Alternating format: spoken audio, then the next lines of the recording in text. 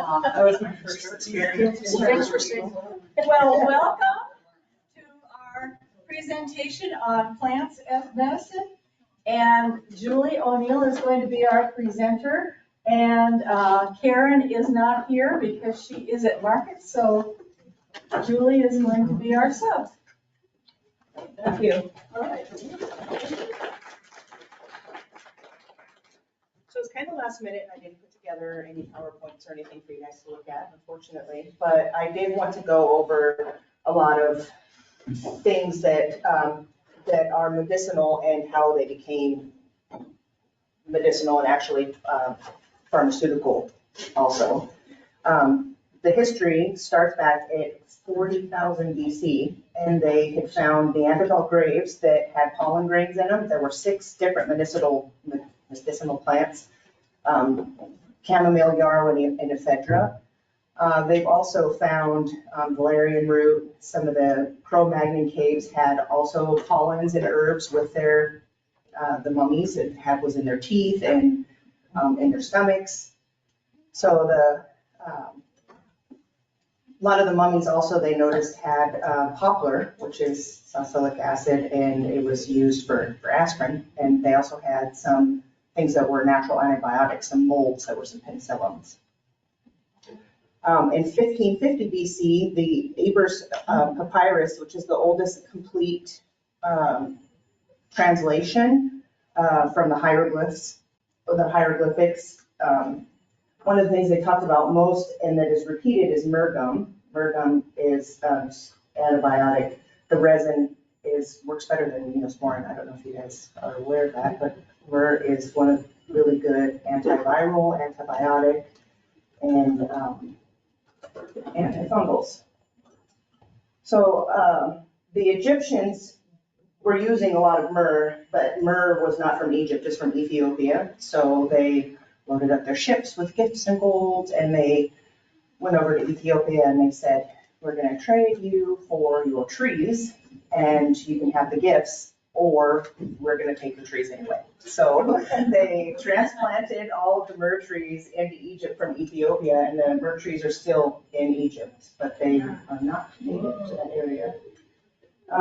In 400 BC, we start moving down. Medicine was becoming more, herbs were becoming more used, and Hippocrates was he was a modern, or at that time he was, what do they call him?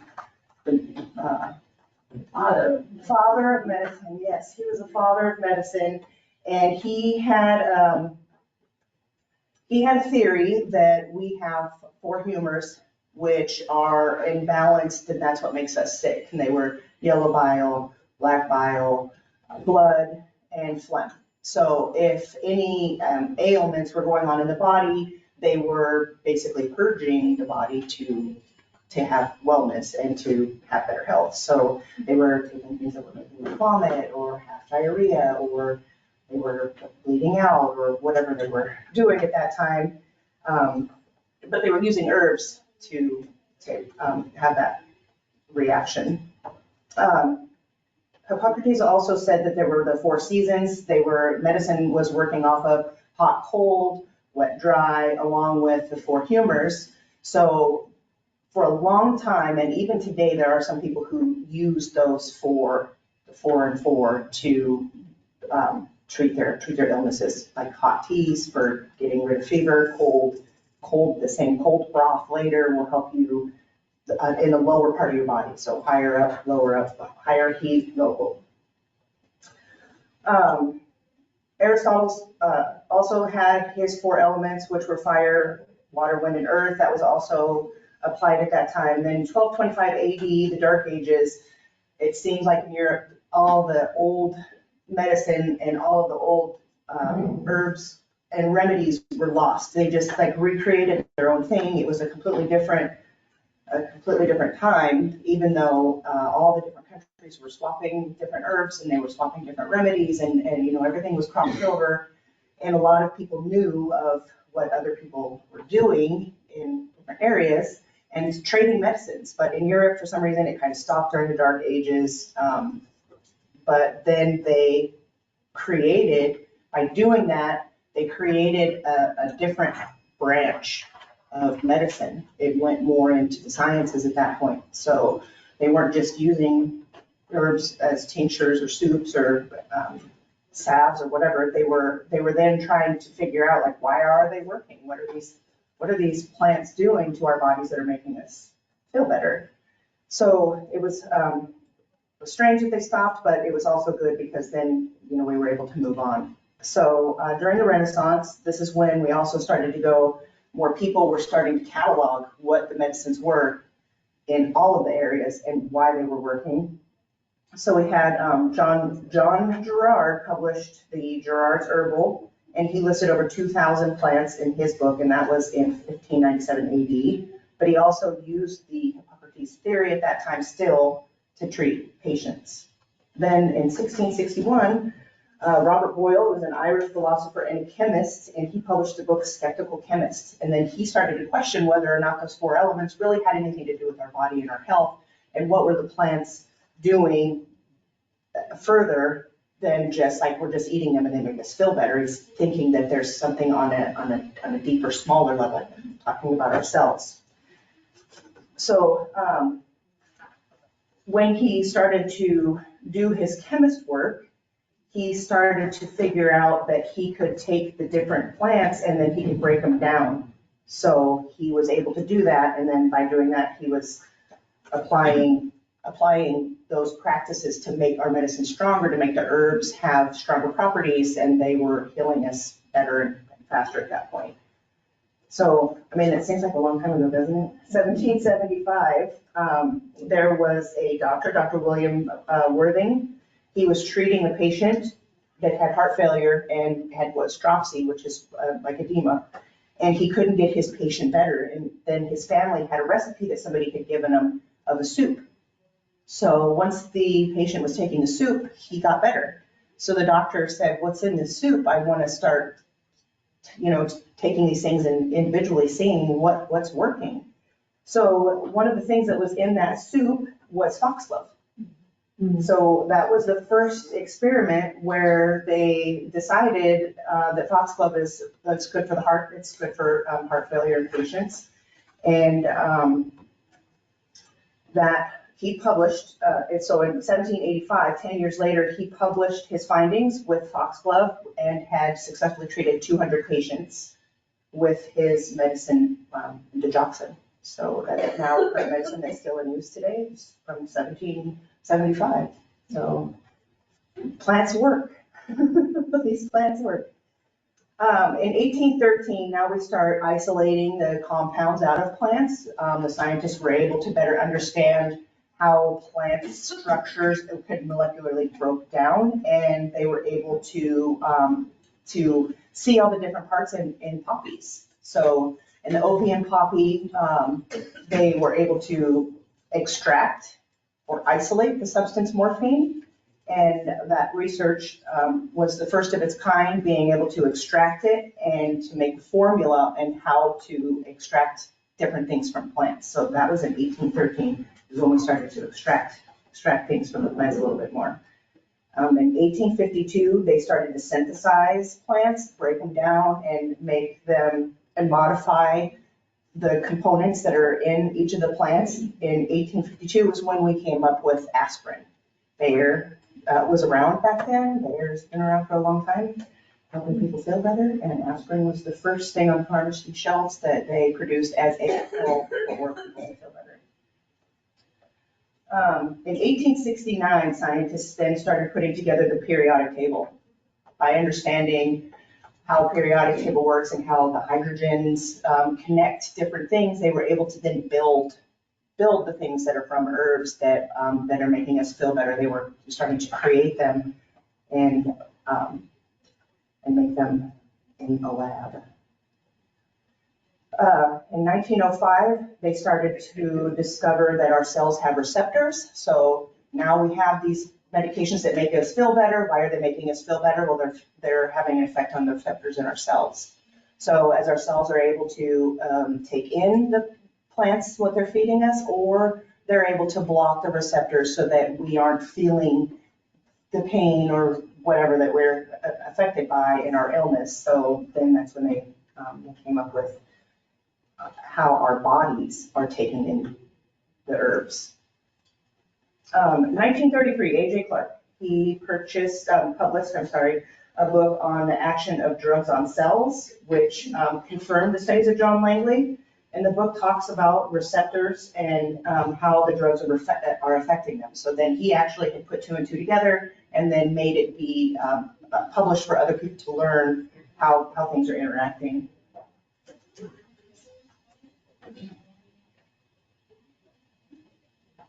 In 1994, moving on. Is it 1994? It's probably, yeah. So in 1994, now we have all the different companies and medical companies that are making herbs for us to feel better. They aren't exactly all pharmaceutical, grade medications, but over-the-counter supplements and whatnot. 1994, we had the Supplement Act, and that took the FDA out of monitoring any of the herbs and supplements that are on the shelves, which is why a lot of doctors don't agree with herbal supplements or herbs being used to treat us, is because they are under the umbrella of the FDA. So it's a little bit controversial. Herbs do help. It's proven that they help. Most of our medications are made are plant derivative. And it's a little bit, it's a little bit hard to get your doctor on board with you if you're going to be treating yourself holistically, because they can't really agree with it as part of their doctor's thing. So information sharing has led scientists to understand how plants work as medicine. It's also explained how our cells are reacting to them. And we're able to have a larger knowledge base on how to treat our illnesses. And there's still a lot of illnesses that are being studied that plants are being harvested to this day to use as medication to treat our illnesses, even though, the FDA isn't monitoring them. The scientists are still collecting all of these plants and herbs and algae even across the world to put them in labs and to see what's working on Alzheimer's patients, what's working on cancers, what's working and what's not working, what's working in rats isn't necessarily working in people. And a lot of times they can kill something in a petri dish, but once they get it into action into our bodies, it's not sustainable. So they're, now this is where science comes in, is they're trying to figure out what can we add to that molecule in that strain to make it sustainable so that our bodies can use it. So, we're still using plants as medicine, but it's, a different form. 40% of our pharmaceutical drugs are from plants, and the top 20 selling prescriptions in the pharmacies are actually from plants. So that's really promising that, you can use plants as medicine, but we can also use the herbs as medicine in our homes. So I think that's what most people are here for today, not the history of it. I personally didn't want to mention any specific herbs and what they treat because I'm not an herbalist. I'm not by any means the person to say what you should be taking to feel better. I know for myself, I do a lot of things when I'm at work. I get scratches, or I get bee stings, or I get, I'm like cutting down plants or something, I'll get rashes on my arms. I will pull plantain, I will eat the plantain, chew it up in my mouth, and I'll put it on my arms. I'll make a paste at work and put it on my arms, and it works for me.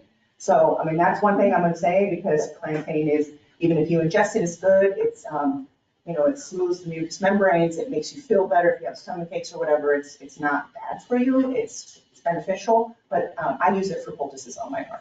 So that's one of the things I'm going to mention because I know it works. That works. There's different parts of the plants are used, all from the roots, the stems, the leaves, the flowers. Every part of the plant's used. Sometimes even the seeds are ground up, the bark, whatever. Everything is used. There's different ways to process it. Most of the plants that are harvested in farms or whatnot they're dried and crushed, and a lot of times those dried herbs, they lose their vitality. So if you're going to be purchasing, or if you're getting your plants from an apothecary, make sure that they're locally sourced so that they're fresh. Or make sure it's a busy apothecary so they're returning their supply a lot. So the plant potency also depends on when plants are harvested. There's a lot of plants like burdock It's biannual. You don't want to use burdock root in its second year of growth because it's focusing on the up leaves and the flowers. So burdock root is a lot more beneficial, has more potency in the first year. So find burdock, look for the young plant underneath of it, use the root to the first year growth, not second. So little things like that you need to be aware of when you're harvesting. Things you need to know when they're most potent. Are they potent right when the flowers and bud? Are they potent right when they came out of the ground in spring? So understand your potencies so that you're getting the most out of the medicine that the herbs provide. Another thing that affects potency are the growing conditions when it was growing, and the soil also have an effect on it. And also, like I said, if they're chopped or dried, they lose a lot of the vitality at that point. So, try to use them fresh or get them fresh in some way.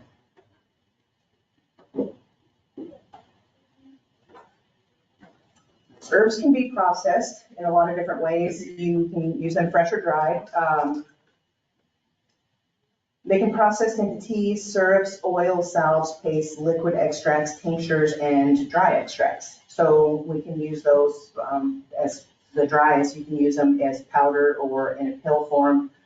I mean, some people are strong enough that they can just put the powder in their mouth and swallow it with some water. I don't like that myself. It's kind of icky, but it's form.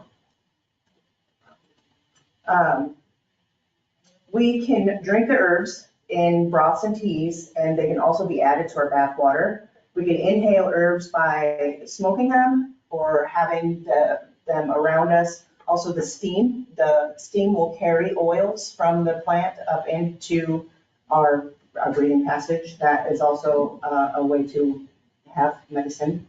And also in forms of aromatherapy, just, smelling lavender is calming. So that's one of the things that lavender is for. I can't recommend it, but it works. And herbs can be applied to the skin in salves. You can make like a liniment with oils. You can turn it into like a butter with a beeswax. There's different ways that you can make salves. You can also make poultices and just use your fresh herbs with just a little bit of water, make it kind of soupy, put it in a like tea cloth and set it onto the affected area. That's another way that our herbs can be used. When you're using herbs, you need to work with your practitioner, your naturopath, and your herbalist together. So all of them are going to be able to help you. Some of our modern illnesses aren't going to be treated with herbs. It's just not, the medicine isn't strong enough. And a lot of our modern illnesses require more work. So if you're working with a practitioner and an herbalist, you can use the herbs on top of your practitioners, yes. So in combination, definitely it will help you. It'll soothe you. It'll make you feel better. Some of the herbs do have interactions with prescription medication, so that's another reason why you need to let your practitioner know if you're using herbs, any kind of supplements. You need to let them know so that everybody can work together on your healing journey and get you back in action. So there is a place for herbs in our medicine cabinets. They're beneficial in aiding the immune system. They can also help shorten the common cold, and they can help us feel better by soothing inflammation internally and externally. Like I was saying, chewing the plantain helps soothe the gut. One of the things about using herbs when we're ill is that we're focused on getting better and feeling better. And when somebody makes a soup or broth, they're making that with love. The energy that we are giving in self-love and taking love from somebody else is one of the benefits of the medicine, aside from having the benefit of the herb itself. The intention of getting better is a pretty big deal too. It's a huge deal on that. That's also another reason when you're processing your own herbs, when you're gardening, when you're doing your own hands-on stuff, you have to make sure that your energy is positive, that you're not upset or angry or, working in the garden, get out your frustrations. You want to be in a good mindset to process your herbs and to make your medicines, because that affects your work. I'm sorry, you guys, I'm really new at this. Keep going. Okay, talking about soups, teas, and broths, there's adaptogens from certain herbs that we use in teas that will help us by nourishing the adrenal system. So they're stress relievers. They help us stay calm. They keep us in a good frame of mind. If we're tired, we can put something in the tea that will make us feel a little bit more energized. Adding those beneficial herbs to our daily foods can help us maintain good health, and they play a huge role in our mental and physical and spiritual wellness also. Most of the herbs that we use as medicine, they actually don't taste good.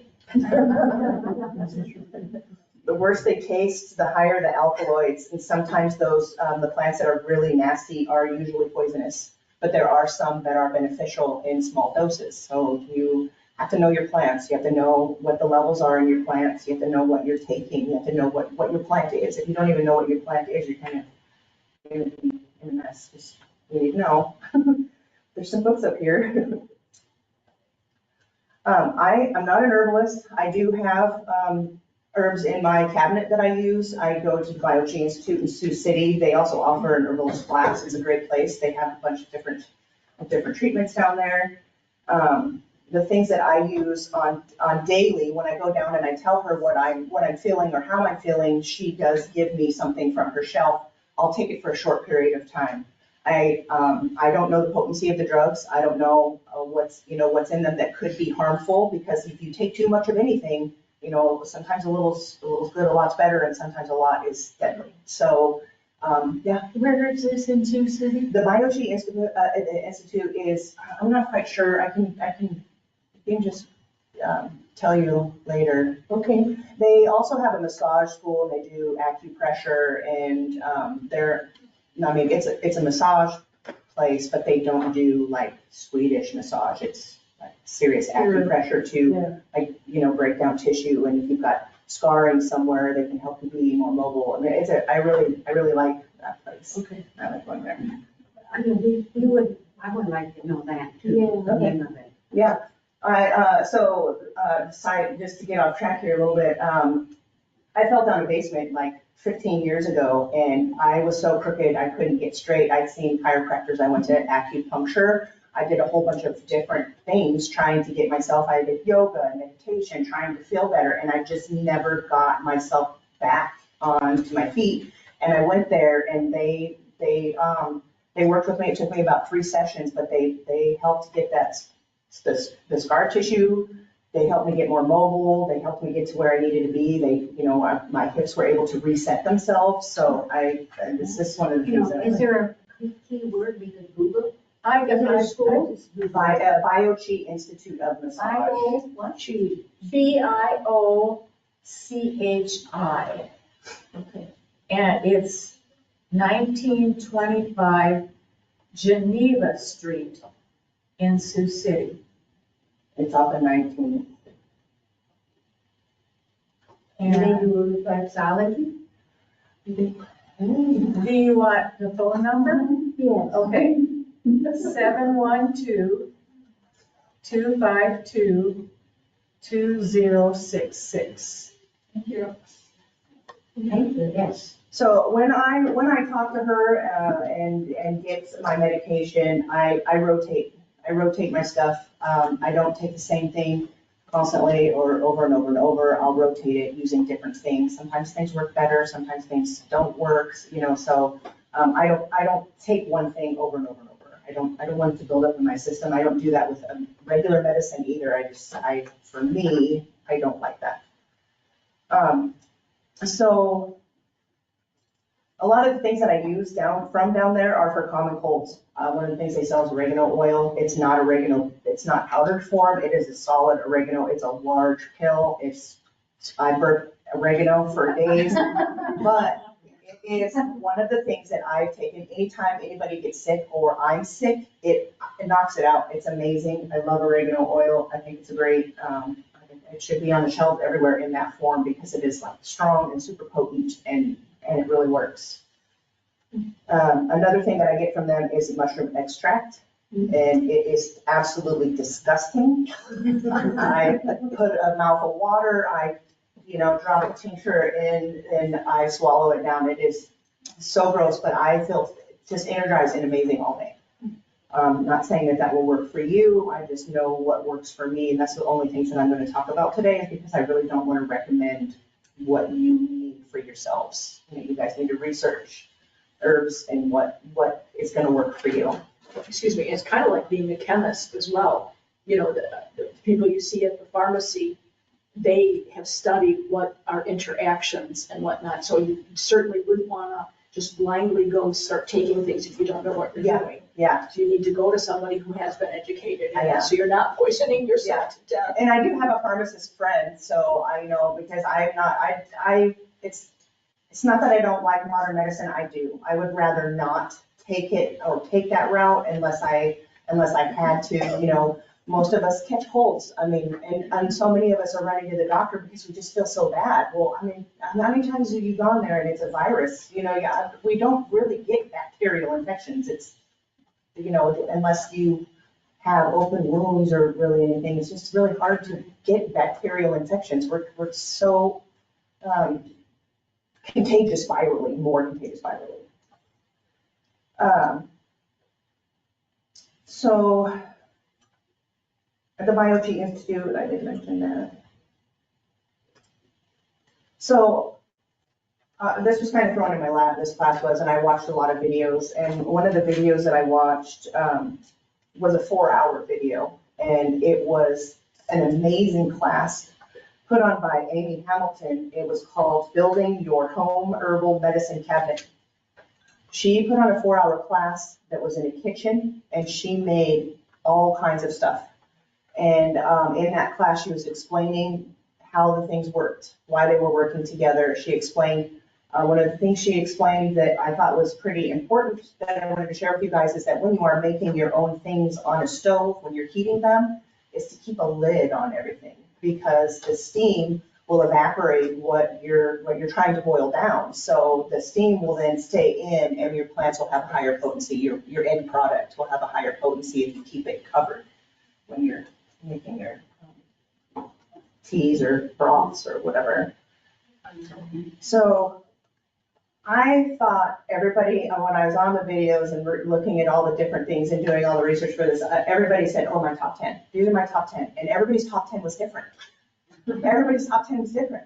So, personally, I think to myself, like, what are my top 10? And the top 10s are very personal things because we all have different experiences. We all have different ailments. Some of us are itchy all the time and we just want to worry about things that are going to make us stop itching. So my top 10 that I chose, I'm going to share with you guys. So plantain, which I mentioned because I know it works. For me, it worked. Yarrow. I also get cuts and stuff at work. I have yarrow readily available to me at work. Yarrow is an anticoagulant. Is that right? Yeah, it stops blood. So if you're bleeding and you're out somewhere, coagulant. Okay, yes, coagulant. Anti would make it not sticky. Yes, would make it wet. Yeah. So yes, yarrow was also called the soldiers. It's called soldiers. It's the soldiers' medicine because they carried it in battle because they would just pack their stab wounds with yarrow, which kind of icky, but it stopped their bleeding. So. Another one is chamomile. The reason I chose chamomile is because one time I was very sick and my son made me chamomile tea. He brought me the chamomile tea, deathly ill. I drank that chamomile tea and within 4 hours, 5 hours, I was feeling like $1,000,000. I turned around, it was insane. Now, is chamomile tea gonna work like that for everybody? No. Will it work like that for me again? Probably not. Was it love and intent? I don't know. There's a lot of placebo effect to a lot of things, but chamomile tea to me, whenever I'm sick, I'm going to drink it because I'm going to remember how well I felt and I'm going to take that because it's going to put me in the mind frame to feel better, which is a big part of, treating yourself, taking care of yourself and that self-love. I picked aloe vera also. I used to buy aloe vera in a jug and I used to drink it. My stomach hurt all the time and it was just one of the things that I would drink and it made me feel better. I would put Crystal Light or something in it and add water so that it wasn't so, it's not terrible, but it's not something I really like drinking just down. So I used to use aloe vera, so that's one of the ones that I picked. Another one is holy basil. Basil has a lot of properties in it, and you can cook with it. You can put it in your stews, you can put it in your broths. If you really truly wanted to, you can make tea. Echinacea, everybody loves echinacea, right? That's one of the things that we take that can shorten our colds. They don't say that very much in medicine because, the FDA doesn't want you to be taking things that aren't prescribed by your doctor, but echinacea is very helpful to us. Also, golden seal, same thing. What is that, golden seal? Golden seal is a root. What I learned about golden seal was, it's yellow, very yellow, but the main thing in golden seal that makes it yellow is the same thing that's in barberry. Has anybody ever hacked down their barberry bushes yet? The barberry bushes are yellow. The inside of them, they're bright yellow. That is the same, it can be used, anything that's yellow is gonna have the same or similar properties to golden seal. Just make sure that it's not poisonous. On top of being yellow, but yeah.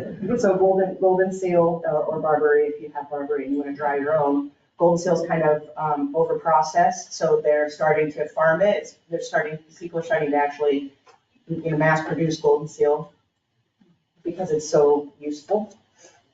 And ginkgo. I'm getting older, I'm forgetting, I don't know sometimes what I'm doing, and I started adding ginkgo in, hoping that would help me. So those are my 10. I could go on and on with the list, and I hope you guys also, start looking up on the computer what things work for you, and maybe you use things now. Does anybody use something now that they haven't used? I use beets. You use beets? Because they give me energy. Oh, great. Beets smell great. I love the earthy smell of beets. Yeah, I like turmeric. Yeah, that's a good, it's anti-inflammatory. What is that? Turmeric. Oh, yeah, I use that. I also have cinnamon. It's supposed to be for weight loss. It's supposed to speed up metabolism. I don't know if it does. I don't feel like it's selfish. Is that what it is too? Yeah. Yeah. Does anybody else have any herbs? Cinnamon? Cinnamon? She said that it actually works on blood sugar, balancing blood sugar. So it's like a metabolism. How do you take it? They sell it in pill form. Oh. Yeah. Because the amount that you need to take for it to work is, you don't want to chew cinnamon sticks all day. It would be gross too. Yeah, it'd be very dry. So anyway, the video that I mentioned earlier, the lady that was making all the tinctures and salves and broths, and she had so many things to say. I really hope you guys have time to look up her video. What was the name of it? Her name is Amy Hamilton. What was the name of the video? Building Your Home Herbal Medicine Cabinet. And she also has her own apothecary, and she grows her own herbs. She's in, I think she's in North Carolina. Do you use essential oils in any of your self-care? I do.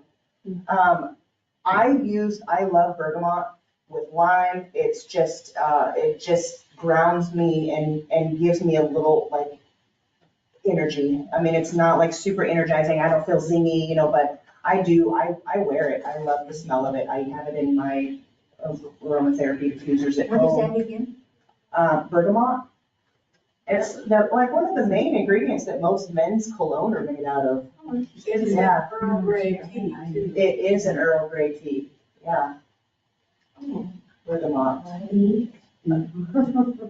You said with lime, you like it? Yeah, I like it with lime. Citrus is known for energy, so the lime adds that little bit of energy that I like. If you get an energy one, if you go to Walmart and find an energy aromatherapy, it's usually citrus-based, orange and lemon. Fragrance good. Yeah. Fragrance I good use for quite a bit of frankincense. What do you use frankincense for? Well, it's good for arthritic conditions, and so I put them on, I put it and ginger on my ouchy knees, Okay. and it does help. One of the videos that I watched was from a Native American school. And they did a lot of, the reason I didn't add it in here is because the things that she was talking about was, she made them for food. She added the herbs into her foods every single day. They had, like rose hip, fruit, chewy fruit things, and she had a bunch of different recipes that she introduced people to with all of the native herbs, indigenous, herbs. She also had different names for each region of what the herbs were called in all the different regions. But one of the things she did talk about was nettle, stinging nettle, Yeah. and the benefits of nettle.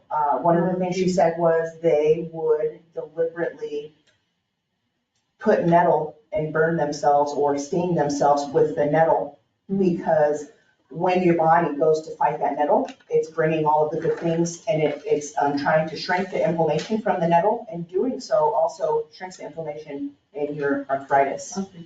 Yeah, but do you want to sting yourself with nettle, or do you, sometimes you have to, like, do you want to sit there in that pain line, or do you want to take a lead? You know what I mean? It is, but if you are holistic and that's what you want to do, stinging nettle is your route. So another thing that they mentioned about stinging nettle is burdock grows right next to stinging nettle, because burdock leaf is another anti-inflammatory topical. So that's something that can be used if you come across stinging nettle, don't have arthritis, and don't want to itch. Then you can find the burdock leaf. We had a presenter at Nebraska that was an herbalist, and she talked a lot about nettle, and she said she harvests it when it's little. If you're eating it, they've said that that's the better way. Yeah. When you're using it when you're using it for your teas or whatever, when Yeah. it's in the spring, early in the spring.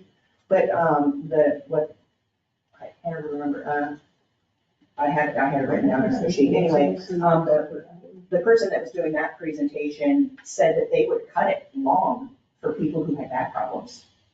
And they would actually hit themselves over the back with the nettle.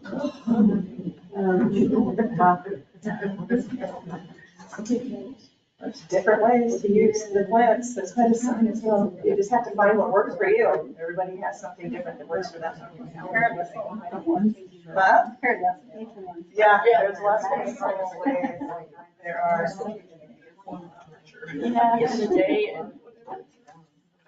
Okay, so there were some books that were brought here for us. I found one in the library. I also had written down some of the books that were recommended. I don't have access to them, and they aren't here. So these are some other recommended books that have different ways to process your herbs, the herbs themselves. Some of them are complete books with 2,000 different herbs. Some are local to different areas.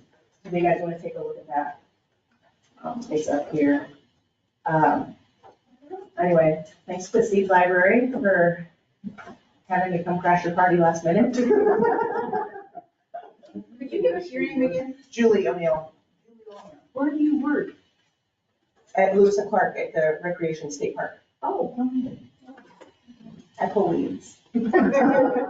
Herbs, Herbs, nettle. The nettle and the burdock. So yeah, after I did this, got this presentation ready, I was like, I really should start paying more attention when I'm working and have more intent with what I'm doing, because I'm pulling them anyway, so it's not like I'm, poaching plants, but I should be more aware of what I'm doing. And We'd like you to check out the little white flowers that are growing in the park. I think they're milkweed, and it's not milkweed.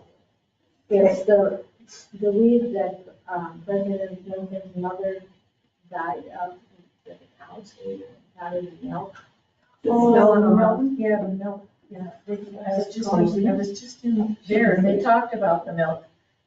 They died of milk poisoning, but it was because of the plants that the cows. yeah, the cows, and I just read about that too. It's not, Snakeweed. Snake, that sounds right, snakeweed. yeah, it is snakeweed. Yep, it has, Milkweed is too. yeah, Cows should not eat a lot of milkweed, Yeah. so that's true. yeah, it is It's not milkweed, because that's what's blooming right now. It's what. Yeah, little tiny, super tiny white flowers on the top there. You don't pick it. I don't even like the name.